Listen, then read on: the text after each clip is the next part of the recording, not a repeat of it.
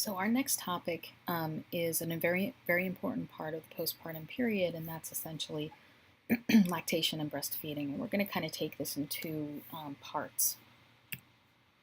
So first off, let's talk about the structure of breast tissue. Excuse me.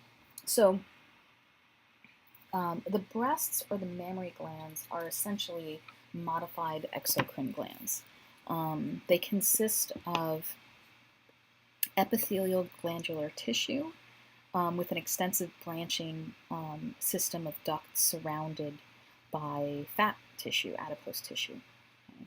And what you're looking at up here in the left is sort of an old model of how we used to view the breast, that the adipose tissue was on the outside, and then the actual glandular tissue with the duct system was on the inside, and that the duct sort of traveled into the nipple and the milk came out. Now, the more realistic view of the structure of the mammary tissue and its relationship with the adipose tissue is actually, in the new model, is described in the illustration on the right. Okay. So the idea is that the adipose tissue is much more interweaved within and among the glandular tissue, and that the glandular tissue actually is located much closer to the surface of the breast than we previously thought. Okay. Now, the breasts are highly innervated with a lot of vascular and lymphatic vessels.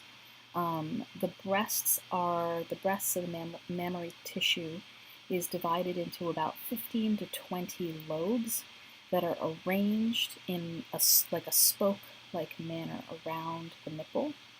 And these lobes are separated by lots of connective tissue and adipose tissue.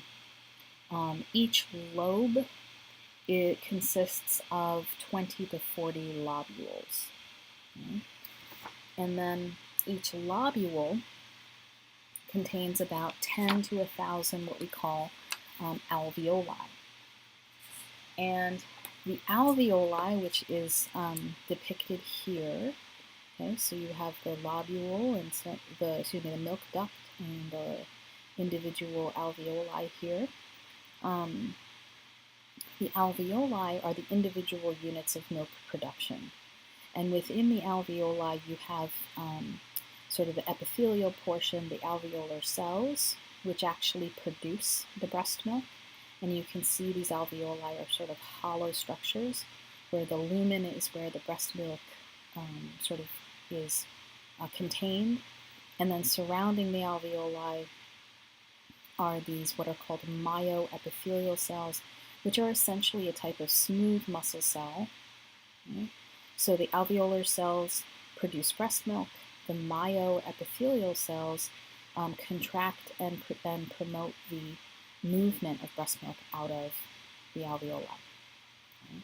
And as you can see here in this picture, the two main hormones of lactation and breastfeeding, prolactin and oxytocin, we're already identifying their target cells.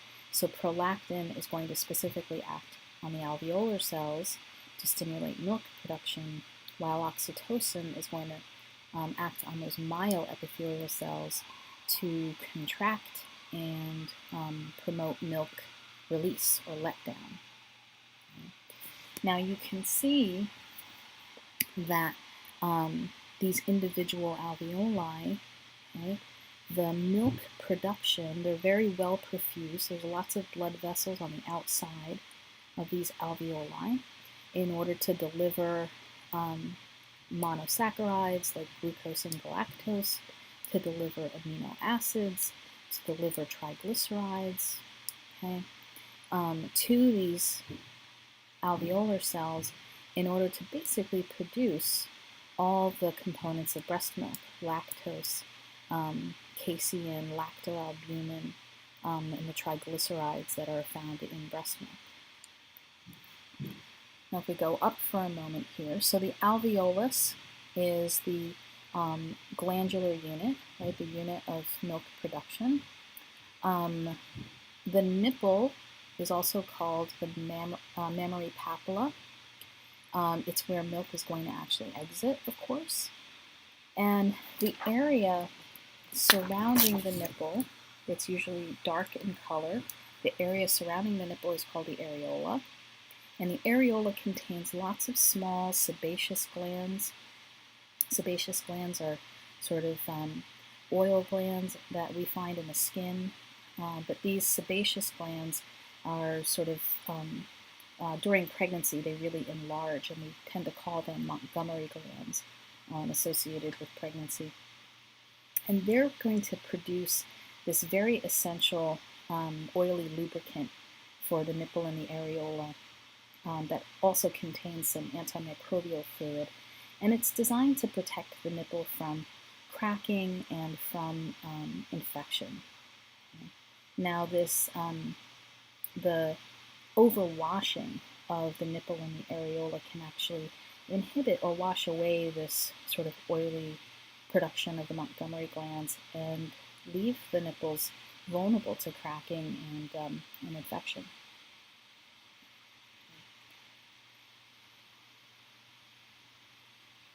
Now, the process of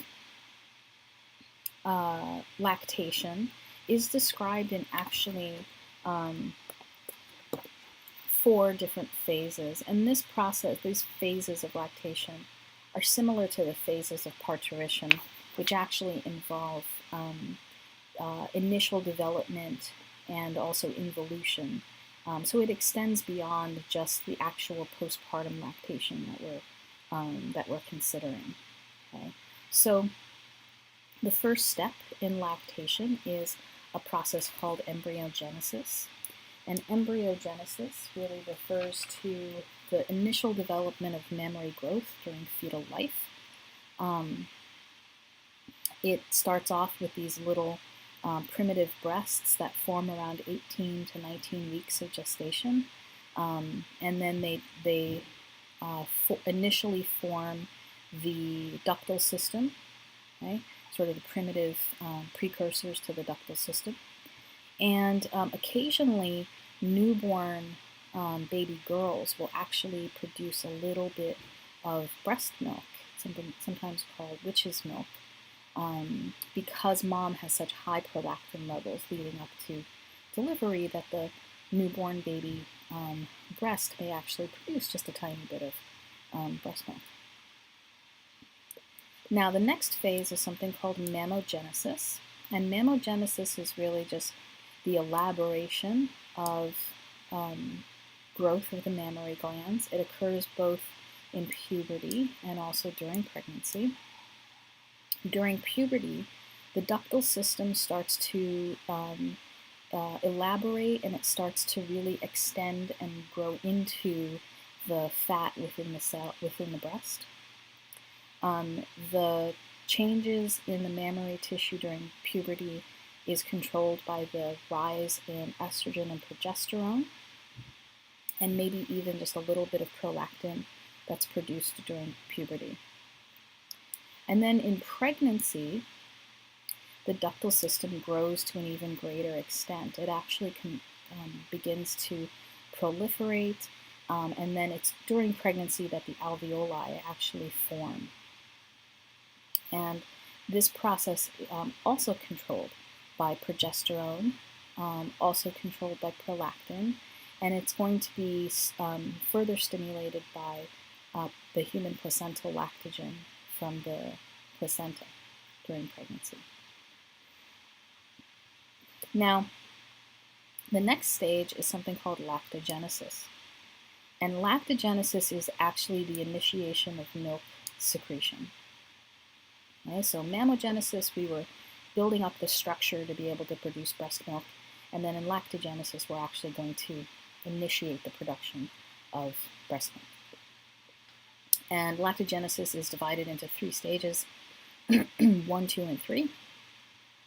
Lactogenesis 1 actually starts mid-pregnancy to term, and it's when these secretory cells really start to differentiate and become competent to produce breast milk. The reason why we don't produce a fair amount of breast milk, or really much at all, before term is because of the suppression of milk production by high levels of progesterone and estrogen during pregnancy. So early on, the production during pregnancy and just immediately postpartum, whatever little milk is produced is called colostrum, which, as we'll talk about later, differs in a lot of ways from mature breast milk.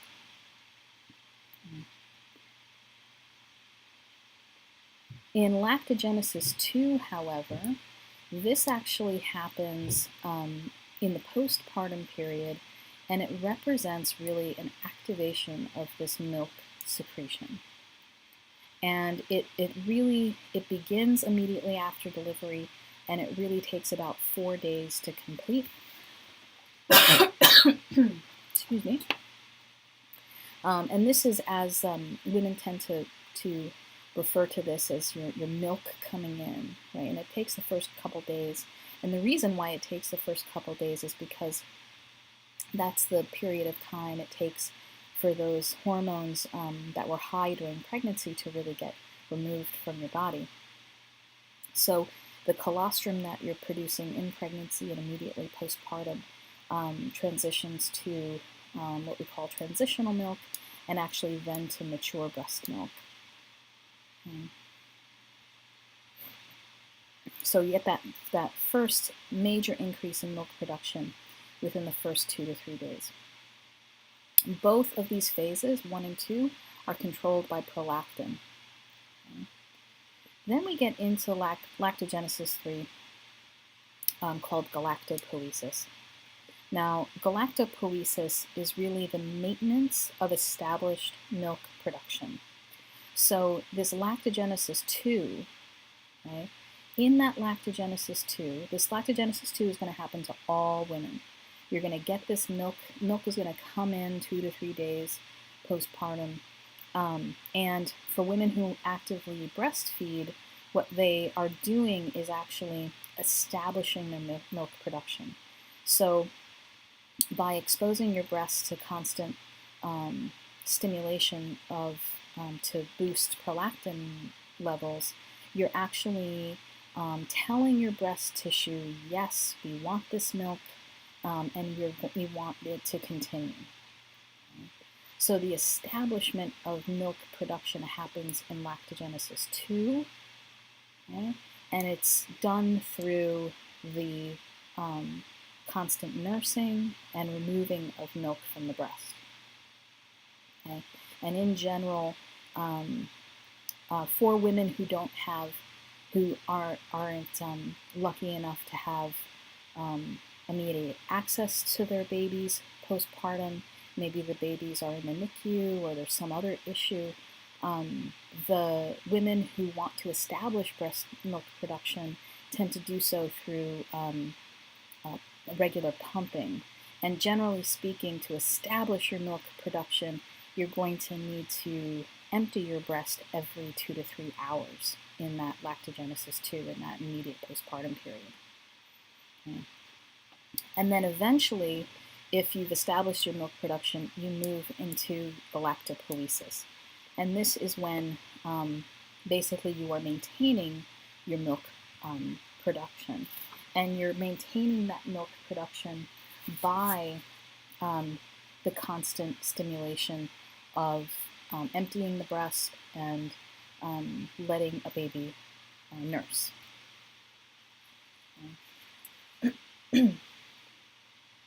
And then for the women who choose to do this very early, or eventually choose to do this when the baby weans, the last phase of lactation is the involution, or the cessation of lactation, and the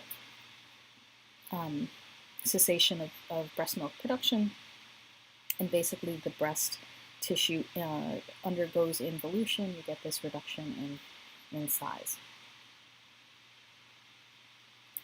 So you can see, just to drive home the changes in the breast tissue that occur, if you consider the morphology of the breast tissue in the non-pregnant state, early pregnancy, late pregnancy, you notice a few things. So you notice that in non-pregnancy and early pregnancy, and we're talking first trimester here, the size of breasts are increasing. Okay? You notice that the size of the nipples are increasing. And as you can see in the late pregnancy in the same woman, the breasts are continuing to get larger, and also the nipples continue to get larger and they get darker in color. Right? And if you can see this a little bit more clearly, if you could see this more clearly, you'd notice that the areola, in addition to getting darker, is getting kind of bumpier, and those are those Mammary glands that have formed. Okay? And there's some theories behind the darkening of the areola, that it makes it easier for sort of newborn, not so great vision to be able to visually identify the nipple, which is an interesting theory. So here you see just an illustration sort of driving home the point that before pregnancy we've got this ductal system that is sort of immature, but during pregnancy the ductal system under mammogenesis really becomes extensive. Okay? And then under lactogenesis 1, it really starts to form those alveoli. Okay?